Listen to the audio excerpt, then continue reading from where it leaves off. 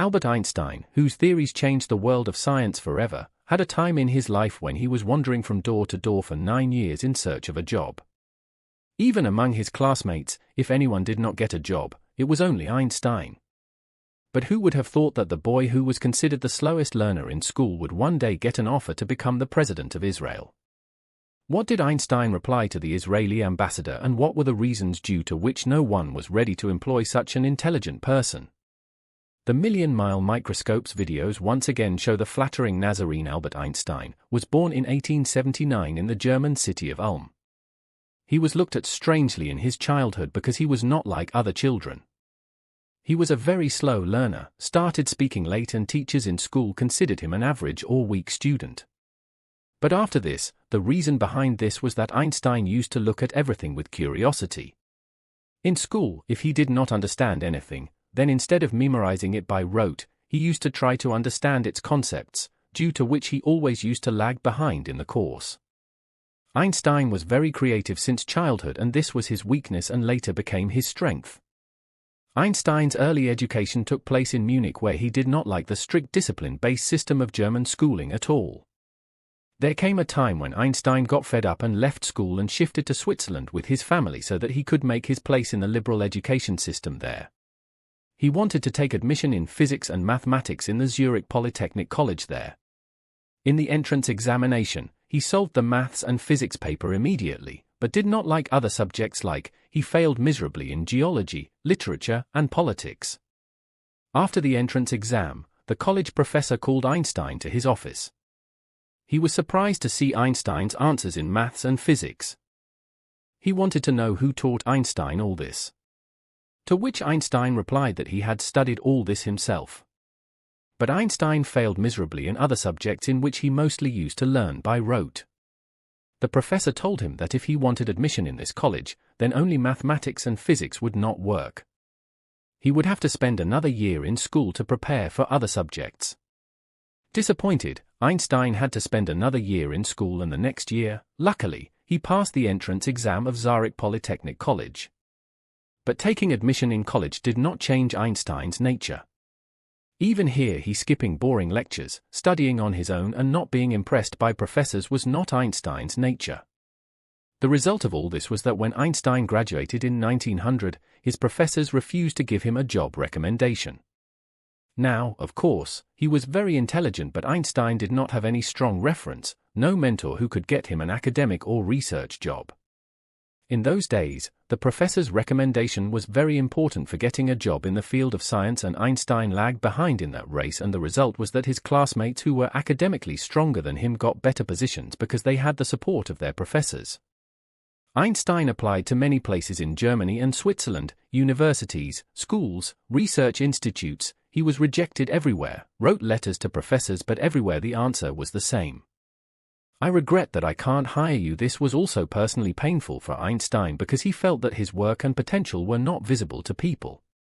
Einstein's letters and diaries clearly demonstrate his frustration. It is speculated that Einstein once wrote in his diary, "It seems as if the world does not need me. Every door seems to be closed." In a letter written to his family, it was mentioned that I apply everywhere, but neither do I get a reply nor does anyone need me. It seems that nothing is going right in my life. In another famous letter which he wrote to his girlfriend Mileva, Einstein said, "I feel I have become a useless person. I live only in physics, but the world listens only to those people who fit into their system." This frustration was affecting Einstein's personal life. There was shortage of money, tensions in marriage, and dissatisfaction with oneself. Another problem was that Einstein's nature was very idealistic. He was clear that he would only do a job related to science. He had no interest in practical or commercial jobs at that time. Einstein was having an affair with his classmate Mileva, but the two were not getting married only because Einstein did not have a job. Financial pressure was increasing. Mileva was expecting Einstein to earn some money, but Einstein's hands were tied. There came a time when Einstein had to earn money by becoming a private tutor, where he taught maths and physics to school students. Finally, a friend of Einstein advised him to apply for the job of an examiner in the Baron Patent Office. It was a low-level government job, but at least it was a start. Einstein applied and surprisingly, without much experience, he got the job in 1902. Einstein's job in the Barron Patent Office was to check the applications for new inventions and patents, to see whether something was really innovative or not. This job was boring. But for Einstein, it was like a straw to hold on to because this job was 9 to 5, so he continued his scientific research on nights and weekends. Of course, this was not the professor's job for which Einstein was trying, but whatever he had was better than nothing. After that, a time came when Einstein's fortune started changing. While working in the patent office, Einstein made the biggest bang of his career in 1905. In the same year, he published 4 revolutionary papers, which included special relativity, photoic effect, Brownian motion and mass energy equivalence, also known as E equals mc square. These papers shook the scientific world of that time. Suddenly, the name of a person doing a simple job in the patent office started becoming famous among the scientists of Europe. One of Einstein's papers, photoic effect, became the foundation of quantum physics, and others special relativity changed the understanding of time and space. After passing out in 1900, finally in 1909, i.e. 9 years after graduation, he got a job offer to become an assistant professor at the University of Zurich. People never fully understood the personality of Albert Einstein. The image of Einstein outside the world of science has been very confusing. On one hand, people show him in a funny way as a strange, socially awkward scientist with disheveled hair who was engrossed in his books and theories. On the other hand, he is also seen in a serious and important political role. In 1932, Einstein fled from Germany just a year before Hitler took power there because Hitler was very much against Jews, and Einstein also belonged to a Jewish family. Einstein went to America and studied in Princeton, New Jersey. He became a professor of theoretical physics. He was not only a hero of science but also a famous and respected face of the Jewish community all over the world. During this time, the process of forming the Jewish state of Israel was going on, and there was a lot of war in Palestine over this issue. Finally, in 1948, Israel formally came into existence, but after just 4 years, in 1952, Israel's first president, Chaim Weizmann, died. Now the Jewish community had no leader.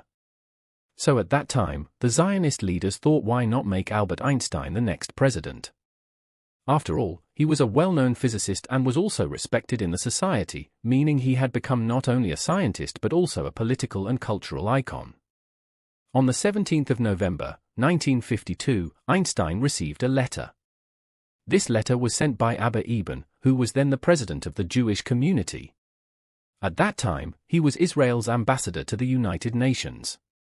The letter said, "Through this letter, a message from Prime Minister Ben-Gurion is being conveyed to you that if the Israeli parliament votes you to be the president of Israel, will you accept this offer? If you accept, you will have to shift to Israel and take citizenship there. The Prime Minister assures that in such a situation, you will be allowed to continue your scientific work with complete freedom and convenience." This was a very big and emotional offer, but Einstein had different plans. The reply he gave brings out another aspect of his life. Einstein wrote in response, "I am very emotional about the offer of making me the president of Israel, but at the same time I am sad and ashamed that I cannot accept it. I have been dealing with objective things all my life, that is why I have to accept this offer." He neither had the nature to manage people nor the experience of handling official responsibilities, which means that Einstein did not consider himself fit for political leadership.